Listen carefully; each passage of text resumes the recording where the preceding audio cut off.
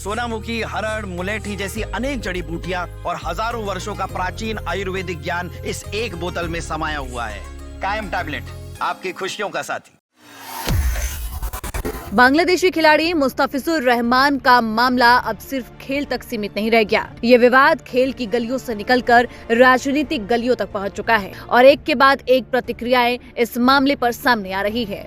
BCCI की ओर से जब ये फैसला लिया गया कि मुस्तफिजुर रहमान को रिलीज किया जाएगा, तो उसके बाद से कई प्रतिक्रियाएं सामने आई है। दरअसल बांग्लादेश में हिंदुओं को लेकर लगातार हिंसा बढ़ती जा रही है।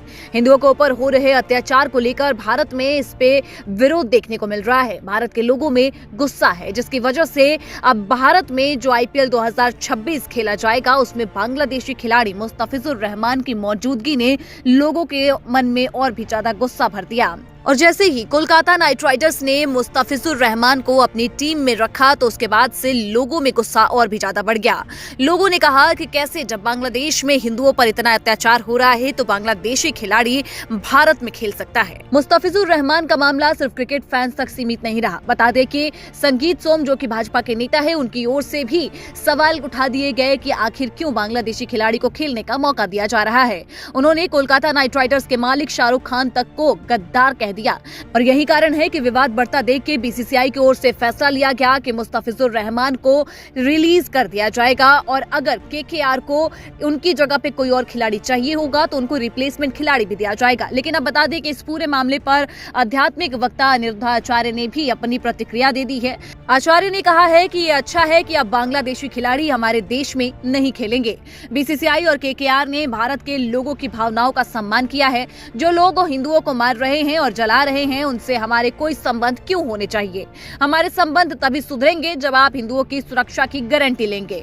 जब हिंदुओं के बीच रहने वाले मुसलमान सुरक्षित है, तो मुसलमानों के बीच रहने वाले हिंदू सुरक्षित क्यों नहीं है। अल्पसंख्यकों के खिलाफ हो रहे अत्याचारों का विरोध करने वाला खिलाड़ी उतना ही महत्वपूर्ण है जितना कि उस देश का रुख। आचार्य ने कहा कि क्या इस खिलाड़ी ने हिंदुओं को मारने वाले अपराधियों के खिलाफ एक भी शब्द कहा? क्या उसने हिंदुओं के समर्थन में कुछ कहा? सुनिए अनिरुद्ध आचार्य ने और क्या कुछ कहा है। अच्छा है कि अब बांग्लादेश के खिलाड़ी हमारे देश में नहीं खेलेंगे। उन्होंने लिया था, बाद में वापस कर दिया। भारत की जनता जनार्दन का सम्मान किया है उन्होंने, और होना भी यही चाहिए कि जो लोग हमारे हिंदुओं को जला रहे हैं, कत्लेआम कर रहे हैं, उन लोगों से हमें क्यों संबंध रखना है। हमारा आपसे संबंध तभी स्थापित होगा जब आप हिंदुओं की सुरक्षा की गारंटी देंगे। यदि आपके देश में, बांग्लादेश में हमारे हिंदू भाई रहते हैं, तो उनकी सुरक्षा की गारंटी आप हमें दीजिए, क्योंकि मुसलमान भारत में रहते हैं, तो भारत के मुसलमानों की सुरक्षा की गारंटी हमारी सरकार देती है। और हिंदुओं के बीच में मुसलमान सुरक्षित हैं, तो मुसलमानों के बीच में हिंदू सुरक्षित क्यों नहीं है। पहले सुरक्षा की गारंटी दीजिए, हम तो दे रहे हैं आपको गारंटी, फिर आप खेलिए। खेलने में थोड़ी मनाही है, आइए खूब गले लगाएंगे, आपको स्वागत है। पर पहले हिंदुओं की सुरक्षा की गारंटी दीजिए, और जो कत्लेआम हो रहा है उस पर खेद व्यक्त कीजिए, क्षमा मांगिए कि भाई हमसे गलती हुई, हमने हिंदुओं का जो संहार किया है वो गलत था। खिलाड़ी का विरोध उतना ही जरूरी है जितना विरोध उस देश का है। क्यों? क्योंकि आप उसी बांग्लादेश के हैं जिस देश में हिंदुओं को जलाया गया। क्या इस खिलाड़ी ने जलते हुए हिंदुओं का, क्या उन मुसलमानों का विरोध किया जिन्होंने हिंदुओं को जलाया? क्या हिंदुओं के सपोर्ट में, समर्थन में एक भी शब्द बोले कि भाई गलत हो रहा है, हिंदुओं के लिए भी हमारे अंदर कुछ जगह है? जब हिंदुओं के प्रति आपके दिल में तनिक भी जगह नहीं है, तनिक भी प्रेम नहीं है, तो हमसे क्यों फिर उम्मीद करेंगे आप? जैसा बोएंगे वैसा ही तो काटेंगे। पेड़ बोए बबूल का, तो आम कहाँ से आए? आप हमसे नफरत करेंगे और आप हमसे उम्मीद करेंगे कि हम आपको प्यार करें। हम हिंदू वैसे भी प्यार करते हैं।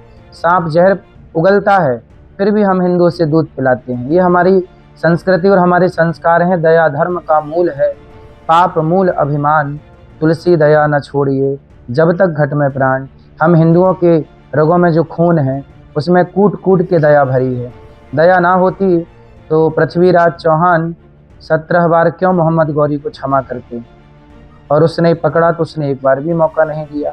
तो हमारे अंदर तो दया सदियों से रही है, आज भी है, लेकिन ये दया आपकी जो मर चुकी है, उस दया का दीपक जलाने की जरूरत है। मुसलमानों को जरूर विचार करना चाहिए कि आपकी दया क्यों मर गई, हिंदुओं के प्रति इतनी नफरत क्यों।